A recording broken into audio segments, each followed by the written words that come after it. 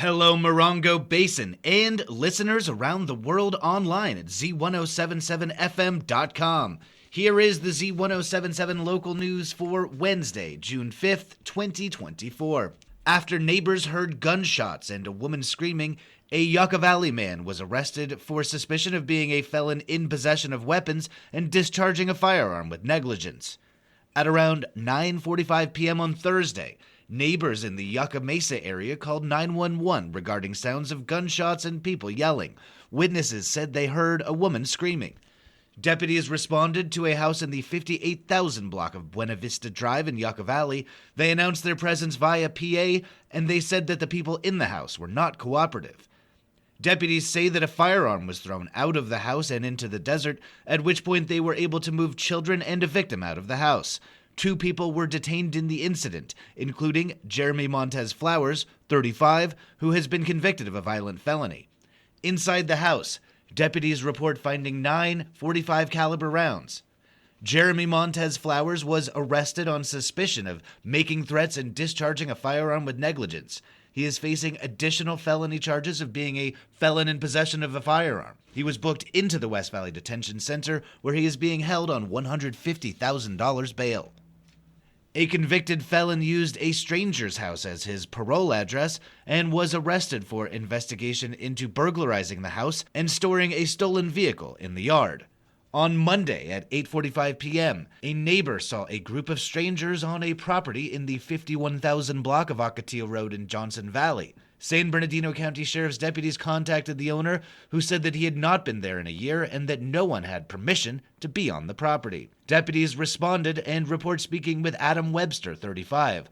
Webster is currently on probation after pleading no contest to felony evasion charges related to a 13-mile motorcycle pursuit he led in 2022. Deputies report that Webster had provided the address of the stranger's house on Ocotillo Road to the county as his probation address. Deputies say that a 12-gauge shotgun and several antiques were found missing from the home and that a stolen U-Haul box truck was found on the property. Adam Webster was arrested on suspicion of burglary, possession of a stolen vehicle, and was booked into the West Valley Detention Center without bail.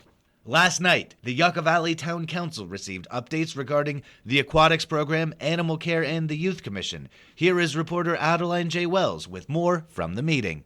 The Yucca Valley Town Council meeting kicked off with the Youth Commission's term report. Formed in 1995, the commission involves students in grades 7 through 12 who work with the town of Yucca Valley to volunteer for town programs and coordinate youth activities. Chair and Vice Chair Sophia Abbott and Acacia Smith presented the report, which reviewed recent events such as the Teen and Family Park Party, a spring dance for the Senior Center, seminars to educate seniors on technology, a canned food drive, movie nights, and more. Mayor Robert Lombardo presented the commission with certificates thanking them for their year of service. Doug Smith, Yucca Valley's Animal Care and Control Manager, presented the annual report for his department, which serves Yucca Valley and neighboring unincorporated communities. Following a significant drop during COVID, Smith noted that between 2022 and 2023, intakes at the Yucca Valley Animal Shelter have risen to above pre-pandemic levels. This increase can likely be attributed to a rise in surrenders of pandemic-era adoptions after the stay-at-home orders were lifted, as well as increased inflation and pet-owning costs. The department has held several events with reduced adoption fees to encourage adoption in town. Clayton Reardon from the Parks, Recreation, and Cultural Commission provided the Town Council with updates from the aquatics program. In addition to the regular offerings, this year's program includes an evening lap swim session, Saturday swim lessons, and a floating obstacle course. Visitors will also be able to purchase a season pass to the swimming pool for individuals and families of 4. The community pool is located at Yucca Valley High School and will be open for 8 weeks from June 17th through August 10th. The Town Council also considered the Land Use Compliance Review requirements, the tool used to add a minor expansion to an existing commercial building. The Council approved the addition by the Planning Commission to add landscaping regulations to the list of current requirements. Councilman Merle Abel made impassioned remarks about the need for the town to hold businesses accountable for their landscaping and weeding practices and their effect on Yucca Valley's appearance.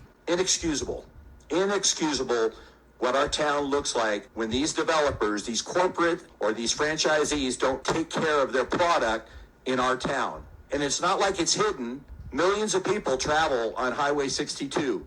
Millions. Their impression of Yucca Valley is tarnished because of that. So we've got to figure out something to put some teeth into our policies and really crack down on these people. The Town Council meeting concluded with a presentation of the Capital Improvement Report, which includes updates on various projects. Notably, the Measure Y-funded Old Town Beautification and Sustainability Project will break ground on June 17th to be concluded in November. The Aquatics and Recreation Center will also begin construction this August. Reporting for Z107.7, this is Adeline J. Wells.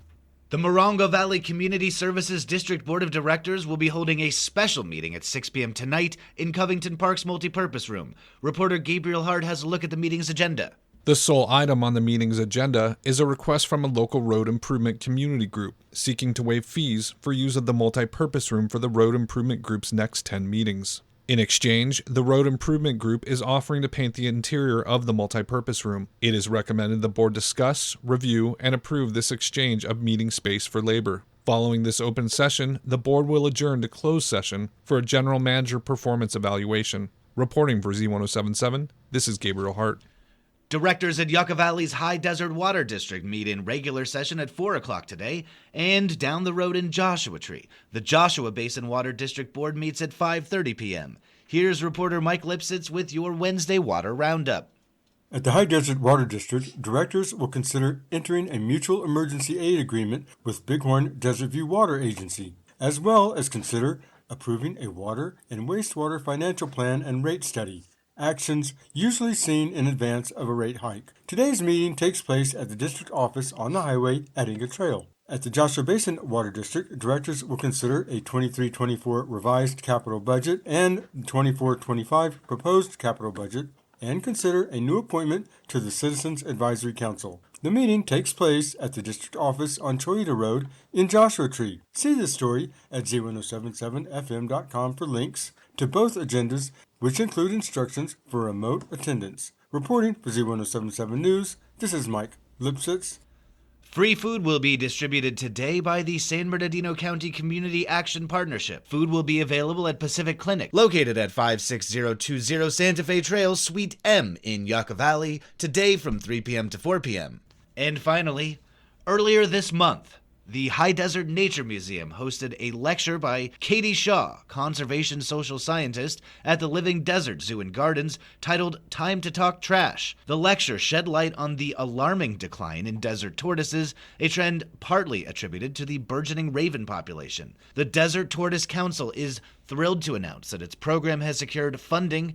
Reporter Hillary Sloan will delve deeper into the campaign and the award. One of the main predators of juvenile desert tortoises is ravens, whose population has increased by 1,700% in parts of the California desert due to additional roosting places like public signage and food access from trash dumpsters. The loss of tortoises can significantly impact other species and disrupt the delicately balanced desert ecosystem. Conservationists from the Living Desert Zoo and Gardens, concerned about the diminishing number of tortoises, developed an educational campaign to increase awareness of how abandoned food waste can escalate raven populations. The Time to Talk Trash campaign, launched in 2019, included surveys of restaurants in Desert Hot Springs and the Morongo Basin. As part of the campaign, restaurants and businesses that keep dumpsters closed 80% of the time receive a Gold Star Award packet with display materials like window stickers and table toppers. The $9,000 award the Time to Talk Trash campaign won from Edison International will enable the program to expand to additional communities, continue its educational program, and spread the word to individuals that keeping trash cans covered is essential for protecting the tortoise. For more information about the desert tortoise and the part they play in the environment, see this story at Z107.7fm.com. For Z107.7, this is reporter Hillary Sloan.